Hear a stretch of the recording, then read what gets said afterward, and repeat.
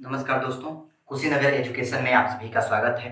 जैसा कि आप सभी ने हमारा पहला वीडियो प्रणब मुखर्जी जी पर जो बनाया गया था उसको तो आपने देखा ही होगा। यह वीडियो पार्ट 2 प्रणब मुखर्जी पर ही है। इसमें हम सभी लोग जो है कि प्रणब मुखर्जी उस पहली वीडियो में प्रणब मुखर्जी के वैवाहिक जीवन, उनके शैक्षणिक जीवन पर हम लोगों ने प्रकाश डाला था। उनका प्रारंभिक जीवन कैसा रहा इस पर प्रकाश डाला था। इस वीडियो में जो है हम सभी लोग उनका राजनीतिक जीवन कैसा रहा, राजनीतिक जीवन के दौरान उन्होंने कौन कौन सी उपलब्धियां हासिल की और कौन कौन से दर्जे उनको दिए हैं, ये सारी चीज़ों पर जो है हम चर्चा करेंगे। पिछली वीडियो में हमने उन्होंने कौन कौन सी किताबें, वैसे किताबें तो कई लिखी हैं लेकिन कुछ प्रमुख किताबों के विषय में मैंने बताया था। जैसे द बियॉन्ड सर्वाइवल था, थॉट्स एंड रिफ्लेक्शन एक पुस्तक थी, the turbulent year, the coalition year करके किताबें थी। ये 4 किताबें काफ़ी इंपॉर्टेंट हैं जिसको मैंने पिछले वीडियो में बता दिया था। और एक बहुत ही जरूरी बात बताना भूल गया, इनको जो है साहित्य में चूंकि इनकी रुचि थी और इन्होंने अध्ययन किया था, इसलिए इनको जो है डिलीट की उपाधि भी मिली थी। डिलीट की जो है उपाधि मिली हुई है।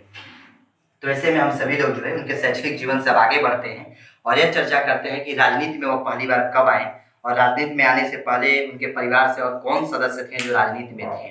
तो चलिए आज का हमारा वीडियो जो है हम शुरू करते हैं। इसमें हम सभी लोग चर्चा करते हैं कि प्रणब मुखर्जी के राजनीति में आने से पहले उनके पिता किंकर मुखर्जी जो थे वो पहले से ही राजनीति में थे। वेस्ट बंगाल के रहने वाले थे। 1952 से सन 1952 से 1964 तक प्रणब मुखर्जी के पिताजी यानी किंकर मुखर्जी जो थे वह पश्चिम बंगाल के बीरभूम, जिस जिले से वह निवास करते थे उसी जिले में पश्चिम बंगाल विधान परिषद, कहाँ, वेस्ट बंगाल जो विधान परिषद है उसके सदस्य हैं। विधान परिषद मीन विधायक नहीं, एमएलसी की बात हो रही है, नॉट एमएलए की बात नहीं कर रहे हैं, एमएलसी की बात कर रहे हैं। एमएलसी मीन्स होता है member of legislative council, means समझ लीजिए प्रदेश स्तर, जैसे केंद्र होता है ना लोकसभा और राज्यसभा, लोकसभा निम्न सदन, राज्यसभा उच्च सदन, वैसे विधानसभा और विधान परिषद। तो विधानसभा के सदस्य को विधायक कहते हैं और विधान परिषद के जो सदस्य हैं उनको पार्षद कहा जाता है, एमएलसी हम लोग बोलते हैं। तो इनके पिताजी जो थे वो पश्चिम बंगाल के बीरभूम, जहां इनका जन्म हुआ था, बीरभूम की जो विधान परिषद सीट थी उसी से वह जो थे एमएलसी थे 1952 से 1964 तक। यानी प्रणब मुखर्जी के आने से पहले, राजनीति में आने से पहले इनके पिताजी का जो है राजनीति में अपना एक प्रभुत्व था।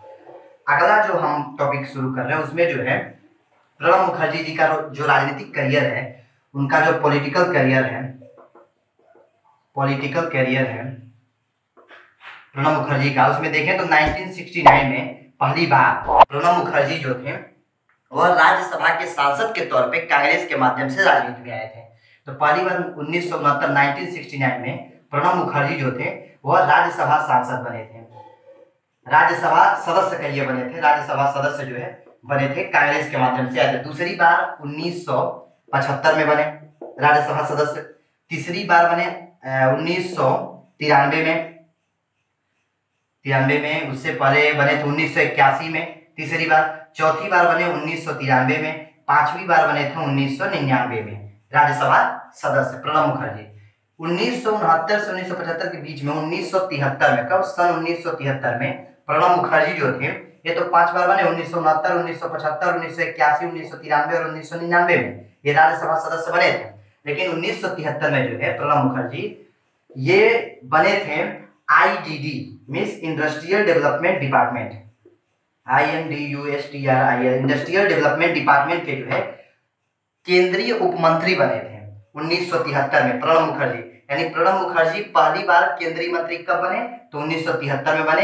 ऐसे क्वेश्चंस पूछे जा सकते हैं कि प्रणब मुखर्जी जो है पहली बार केंद्रीय मंत्री कब बने थे, तो पहली बार केंद्रीय मंत्री बने 1973 में। और किस विभाग के बने थे, तो IDD means industrial development department means औद्योगिक विकास विभाग के जो है केंद्रीय उपमंत्री के तौर पे नियुक्त किए गए थे। आगे हम बात करते हैं, यानी 5 बार ये राज्यसभा सदस्य चुने गए थे। आगे 1982 में, कब, 1982 में जो है कि 1982 से 1984 तक जब इंदिरा गांधी प्रधानमंत्री थी उस समय ये जो थे क्या बनाए गए थे, वित्त मंत्री बनाए गए थे, फाइनेंस मिनिस्टर थे। किसकी सरकार में, इंदिरा गांधी की सरकार में 1982 से 84 तक ये वित्त मंत्री बने थे। आगे अगर हम बात करते हैं तो 1984 तक होगा, फिर 1991 से जो है 1995 तक जब प्रधानमंत्री नरसिम्हा राव थे, तो उस समय जो है ये योजना आयोग के उपाध्यक्ष बनाए गए थे। क्या थे? योजना आयोग के उपाध्यक्ष थे। अब आप जानते होंगे आज 1 जनवरी 2015 को जो है योजना आयोग, जो कि भारत सरकार का थिंक टैंक जो है, बहुत सारी योजनाएं जो सरकार के सामने लेकर आता था, वो ऐसी एक संस्था थी, संवैधानिक संस्था थी, जिसको 1 जनवरी 2015 को प्रधानमंत्री नरेंद्र मोदी ने नाम चेंज करके नीति आयोग कर दिया। अब यही योजना आयोग नीति आयोग के नाम से जाना जाता है, means national institution for transforming India, 1 जनवरी 2015 से। तो 1991 से 1995 तक यह योजना आयोग के उपाध्यक्ष रहे। फिर 1995 से 96 तक जो है, चूंकि इनका जो व्यवहार था नरसिम्हा राव से वह पहले से भी काफी अच्छा था, और इनके कार्यकुशलता को देखते हुए जो है नरसिम्हा राव चाहते थे कि इनको केंद्रीय मंत्री बनाया जाए या फिर योजना आयोग का उपाध्यक्ष बनाया जाए। तो आगे 1995 से 96 में जब प्रधानमंत्री नरसिम्हा राव थे, तो उसी समय इनको जो है विदेश मंत्री भी बनाया गया।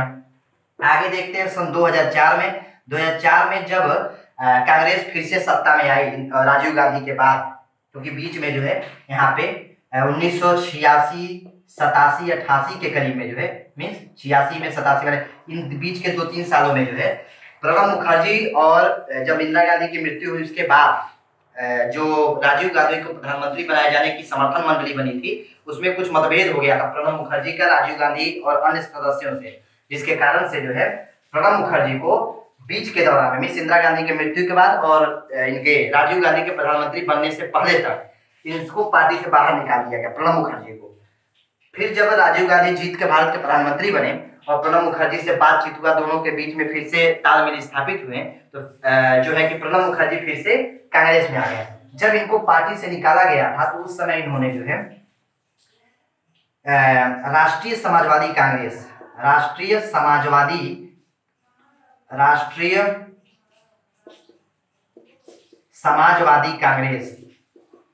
कांग्रेस नाम से जो है इन्होंने एक पार्टी बनाई थी। लेकिन 1989 में प्रणब मुखर्जी द्वारा बनाई गई जो राष्ट्रीय समाजवादी कांग्रेस है, इसका कांग्रेस में लाकर के जो है विलय कर दिया गया। आगे 2004 में जब कांग्रेस फिर सत्ता में आई, तो उस समय प्रधानमंत्री बनाए जाने थे कौन? डॉक्टर मनमोहन सिंह, जो कि राज्यसभा सदस्य थे। एक बात और, राज्यसभा के सदस्य अगर हैं तो प्रधानमंत्री बनने के लिए जो न्यूनतम उम्र है वह 30 वर्ष है। अगर लोकसभा के सदस्य है तो प्रधानमंत्री बनने की जो न्यूनतम उम्र है वो 25 वर्ष है। तो 2004 में जब कांग्रेस फिर सरकार बनाई अपनी, तो मनमोहन सिंह प्राइम मिनिस्टर बने। तो इस समय जो है एक ऐसे नेता की जरूरत थी कांग्रेस वालों को, जो लोकसभा में सदन का नेता बने कांग्रेस की तरफ से। तो उसी समय जो है वेस्ट बंगाल के जंगीपुर से, कहां से?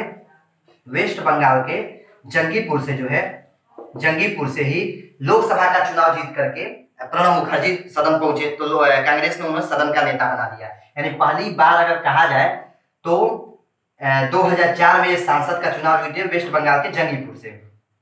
ठीक है, तो इनको जो है फिर 2004 से ही 2009 तक 5 साल के लिए, मनमोहन सिंह जब प्रधानमंत्री थे तो उस समय इनको जो है रक्षा मंत्री बना दिया गया भारत का।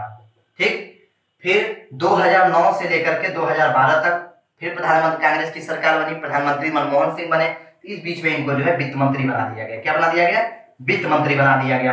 फिर आगे 12 खत्म, फिर 25 जुलाई 2012 से 25 जुलाई 2017 तक, इन 5 सालों के बीच की जो अवधि है, 25 जुलाई 2012 से 25 जुलाई 2017 तक, इस 5 सालों की अवधि तक ये भारत के राष्ट्रपति पद पर बने रहे। जब राष्ट्रपति पद का चुनाव होना था, चयन होना था, तो प्रणब मुखर्जी और एक और थे पीए संगमा, इन दोनों लोगों 2 उम्मीदवार थे। लेकिन पीए संगमा इसलिए भी हार गए क्योंकि कांग्रेस की तरफ से जो सांसद थे वो प्रणब मुखर्जी को चाहते थे कि ये जो है, क्योंकि कांग्रेस पार्टी के सबसे वरिष्ठ नेताओं में प्रणब मुखर्जी शामिल थे, तो लोग ये चाहते थे कि प्रणब मुखर्जी को ही राष्ट्रपति बनाया जाए। तो लगभग प्रणब मुखर्जी ने इनको 70% वोटों से जो है राष्ट्रपति चुनाव में हरा करके राष्ट्रपति की कुर्सी 25 जुलाई 2012 को हासिल की और 5 वर्षों तक राष्ट्रपति के पद पर अपनी सेवाएं दी। तो दोस्तों, आज के वीडियो में सिर्फ इतना ही। अगली वीडियो में इससे आगे के टॉपिक पर हम चर्चा करेंगे। अगर वीडियो आपको अच्छा लगे तो वीडियो को लाइक करें, शेयर करें, सब्सक्राइब करें और वीडियो को पूरा देखना ना भूलें। धन्यवाद।